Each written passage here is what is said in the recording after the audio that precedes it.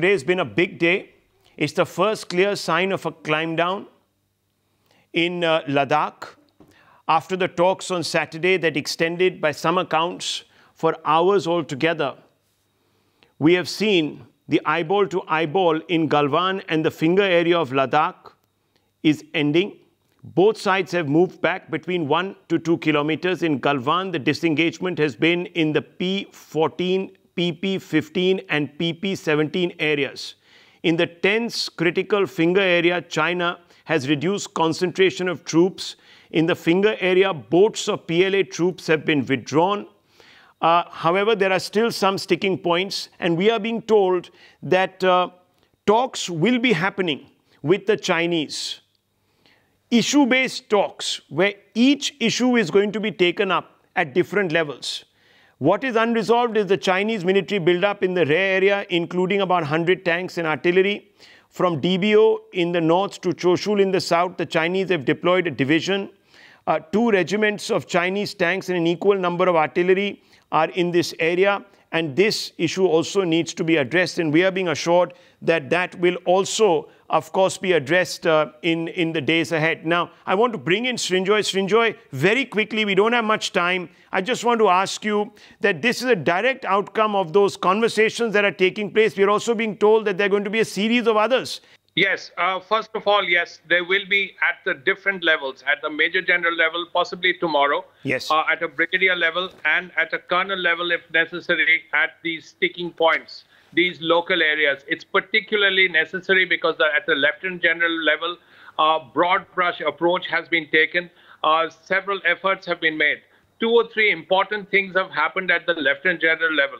One is that there is going to be no more patrols at night.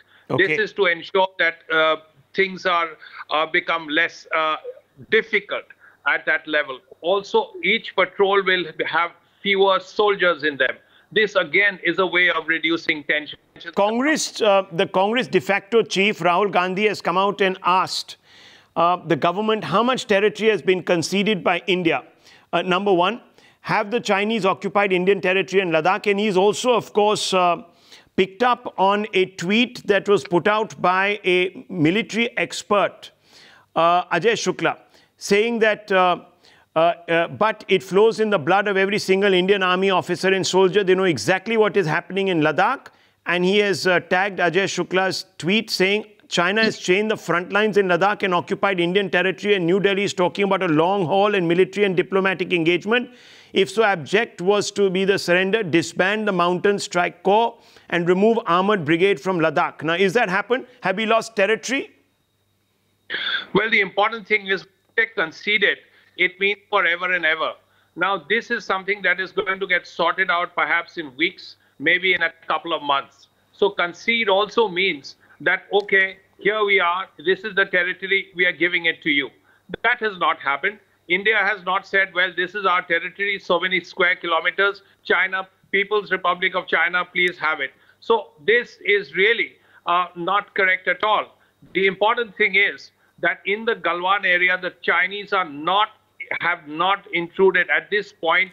We know that the Chinese misrepresent facts. And if these individuals are conferring with individuals on the Chinese side and putting out all of this, I think the Congress party needs to be more responsible. Let me tell you, viewers, today, what has happened. And Times Now has put out these pictures. China has been lying. Now, I'm talking about the integrity of China that seems to be put above the integrity of our own forces and our own establishment. China, and I'm going to show you some satellite images now.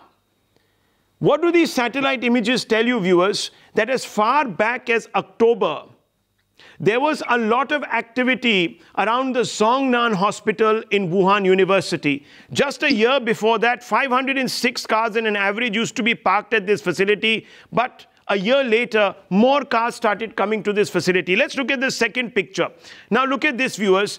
This is Wuhan Tongji Medical University. Remember, there has been a lot of talk that the episode of SARS-CoV-19, the novel coronavirus, began somewhere in September in China, and China suppressed it, did not tell the WHO till the end of the year.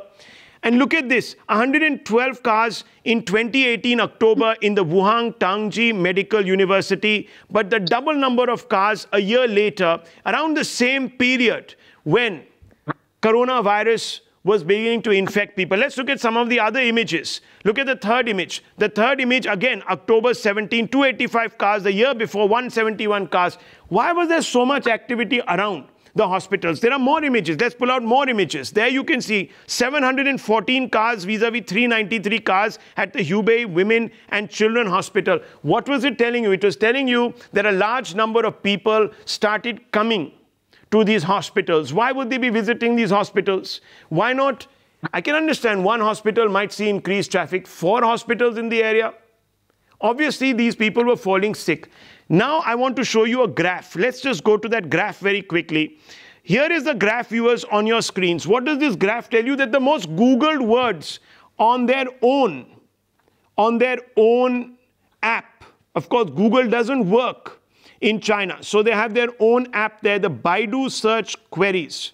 Look at the words that were being very frantically searched. Cough and diarrhea. Symptoms of COVID-19 were being Googled in or Baidu'd in November 2019.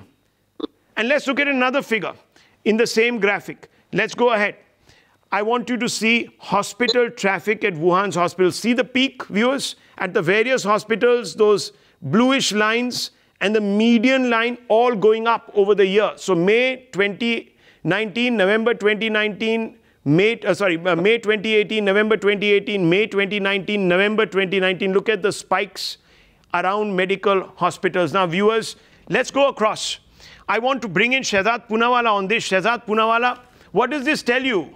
The Congress party comes out and says, Rahul Gandhi comes out and says, tell us if territory has been occupied. And what is he going by? The words of an individual who was widely discredited by the courts itself when he reported on Rafale. Why the faith? Why not the faith in Indian soldiers who are toughing it out there? Rahul, the only incursion that China has made is actually, it's been made in 10 Janpath. If you remember that Adhir Ranjan Chaudhary for the first time in his life said something correct against China, he was made to delete the tweet. During the Doklam crisis, the dhoka was being served on a Chinese platter by Rahul Gandhi, who was meeting the Chinese ambassadors even while our country was seeing eyeball to eyeball with the Chinese army.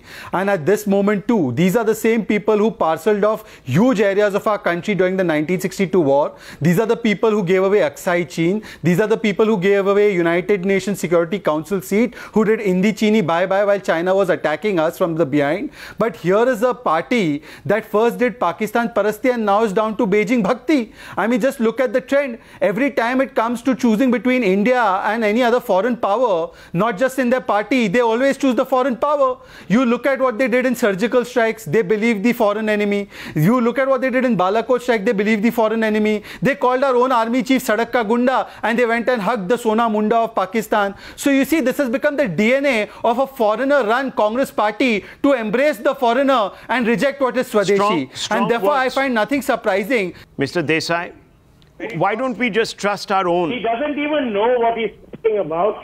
All the history he gave you is nothing to do. The 62 stuff is all nonsense he's talking about. As a matter of fact, what the Chinese are doing is that they've got the sense that this is a weak and confused government that is fighting crises on innumerable fronts.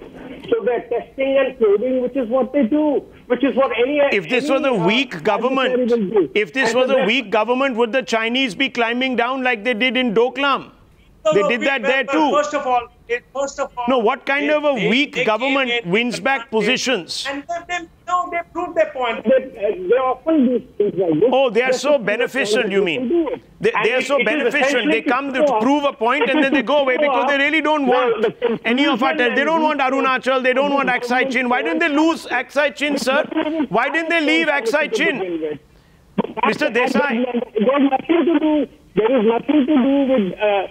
liking somebody, foreigners and this and that. It has to do with the weakness of the government. So it is the weakness, yet the Chinese become extremely compassionate to India, they leave what they take over, according to the Congress sympathizer here. But then why didn't they do that with Aksai Chin? Why don't they just leave it? Why didn't they leave it for about 60 years? Colonel RSN. That's what they say. Nobody believes anything this government says anymore. Okay. No one believes anything this government says. Colonel RSN. Why should we believe our government, says Mr. Desai? He says that the government was weak, and probably that is what prodded Mr. Rajiv Gandhi to go, surreptitiously to the Chinese embassy. Now I see a lot of parallels in what is happening in the United States and what is happening happening in India. Probably, I mean, they have bought this bait, Chinese bait, that, it is impossible for you to come, come back to power through this, ballot route. So you come through this virus route. And let me tell you, the difference between Soviet Union and China is, Soviet Union had a lot of hard power, but they had no money. And I can tell you, I have dealt with China, dealing with neighboring countries. Their ability to bribe politicians, I can tell you, is phenomenal.